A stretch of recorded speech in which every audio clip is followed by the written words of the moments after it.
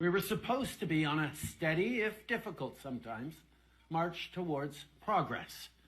And yet, just a few weeks ago, the United States voted for a second time to not elect its first woman president. Everywhere, women's rights and women's progress is under attack, overtly and subtly. But I want you to know that I am, and always will be, a proud feminist. You will always have an ally in me and in my government. The Prime Minister about his comments about Americans not electing Kamala Harris and how that was evidence of women's rights being under attack. Do you think those comments are helpful? They aren't helpful at all, and yes, it was brought up in the, I'm not going to say who said what, but it was brought up a couple times in our meeting. It's not helpful at all. Donald Trump was elected democratically. If you like him or you don't like him, that's not our issue. We elect Canadians, and it was not helpful whatsoever. And I'm sure Prime Minister got the message loud and clear. I'm actually shocked to realize that Canadians are taking Trump trolls seriously.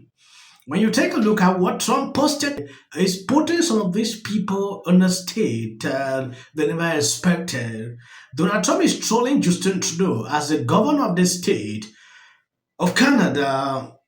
This is what he posted. It was a pleasure to have dinner the other night with Governor Justin Trudeau of the great state of Canada. I look forward to seeing the governor again soon so that we may continue our in-depth talks on tariff trade, the result of which will be truly spectacular for all. Could you just go back to what you said on energy? Can you elaborate on what you're envisioning in terms of Well, let's see what happens as we move forward. But we'll use every tool in our toolbox, including cutting them off energy that we're sending down there, folks. This is coming. It's not if it is, it's coming. And it's coming January 20th or 21st. And we need to be prepared. We need to stand as a country. We need to stand united as Canadians and work hand in hand and shoulder to shoulder with our colleagues across the country. And we're ready to do it. You didn't say anything about retaliatory tariffs on the news today. It was quite a different message you were giving to the Americans than the one you're giving right now. Why is that? Well, we know it's coming, and hopefully it's not going to come as hard as we think. But if he comes out and he mentions that he's going to tariff everything, that's a big problem. It's a big problem for Canadians. It's going to be a big problem for Americans as well. But we will use every tool in our toolbox to fight back. We can't sit back and roll over. We just won't as a country. We never have. And isn't this a shame? Our closest friends and allies. It's amazing when I talk to our colleagues in the U.S. Total different story.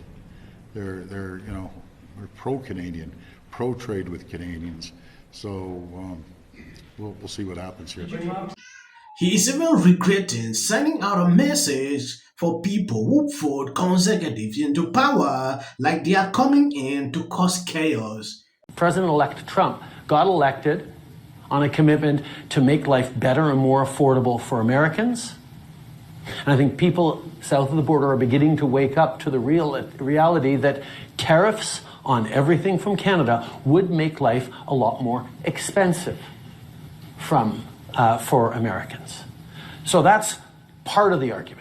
The other part is we will, of course, as we did 8 years ago, respond to unfair tariffs in a number of ways. And we're still looking at the right ways to respond. But our responses to the unfair steel and aluminum tariffs were what ended up lifting those tariffs last time. It wasn't that Americans were paying more for their steel and aluminum, although that was annoying to some people in the States. It was the fact that we put tariffs on bourbon and Harley Davidsons and playing cards and Heinz ketchup and cherries and a number of other things that were very carefully targeted because they were politically impactful to the president's party and colleagues, was how we were able to punch back in a way that was actually felt by Americans. But we know a few things about Donald Trump. First of all, we know that when he says these things, he means them. But at the same time, we also know that his approach will often be to challenge people, to destabilize a negotiating partner, to offer uncertainty and even sometimes a bit of chaos into the well-established hallways of democracies and institutions. And one of the most important things for us to do is not to freak out, not to panic.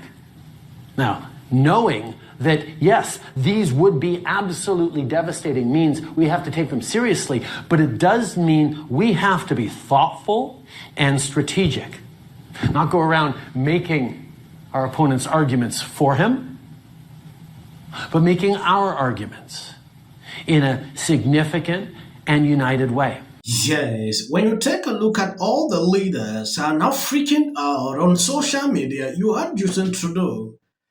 He believed what Trump says, though we are seeing it like jokes. I don't get it. Trump putting these things is just to make fun. I don't understand why these people are taking it to this level. According to this video, Green Party leader Elizabeth May says Trump jokes about Canada becoming the fifth state make her increasingly nervous. May add that it is crucial not to let Fox News or Trump's social media exploit Canada. It is important. Let me show you. Trump on his Truth Social this morning greeted the Prime Minister as the governor of the 51st state, something along that line. Have you seen that? Do you have any thoughts about that, about the dynamics of the relationship? I haven't seen that, but so I probably should comment. Just that with the Truth Social post of Donald Trump planting a Canadian flag on a Canadian mountain, I have to say that to the extent that this 51st state thing was a joke, it's not funny. And I find that pursuing it on social media makes me increasingly nervous. Mr. Trump has, we have to be very, very careful with the president-elect, and we have to pull together, I think, all opposition party leaders and premiers, all elements of the Canadian political establishment, such as we are, better pull together to make sure we don't create any cracks that allow Fox News or Mr. Trump's social media to exploit us and say things about Canada that aren't true. Look at how she's nervous. She is really taking this to a level that I don't even understand. Don't allow Fox News or Trump exploit Canada. And Canadians on social media are freaking out, especially putting out clips from TikTok. I've seen a couple of videos where they are concerned with this. They are even angry that their media is not talking about what Trump is doing. What I'm about to show you is a real post that Trump wrote on social media just last night, and the fact that this isn't getting talked about enough is absolutely crazy. He says, "It was a pleasure to have dinner the other night with Governor Justin Trudeau." Heinz ketchup and cherries during Donald Trump's administration. Justin Trudeau knows what Trump wants: secure the border. If Justin Trudeau can secure the border and allow this to stop, there is no need to panic. Saying, oh, we will do this, it is crazy. Trump cannot just jump in if things are moving on, people are not entering here and there and put tariffs. Justin Trudeau should secure the border. That is what Trump wants, and that is simple. So, taking or selecting tariffs or retaliations against your border is insane. He should focus, see what to do to resolve what is going on. That is simple. People say Trump joking about it on social media is not important. Now they are talking about if Trump was not putting this post, maybe you will not even see people like these party leaders in Canada coming out to talk about that. To me, it is important. It's mind-blowing. Difference between the left and the right. It must be such a strange thing. It is for me. For someone who has kind of complained. And I ask myself, which political party has made my life worse? It's not the Republican Party. He was doing. Oh, this is very special. There's a very good chance of that. Many years ago. And then have a nice Sunday. Doing this. That's what she did. NBC News can now project that Donald Trump has won the state of Wisconsin, which means he is the winner of this race and will return to the White House. And Donald Trump will be our next president. Donald Trump will become the 47th president of the United States. CNN projects that Donald Trump has been elected president, defeating Vice President Kamala Harris and making a political comeback unlike any in modern American politics. Donald Trump likes my music. Please register to vote. Look at this.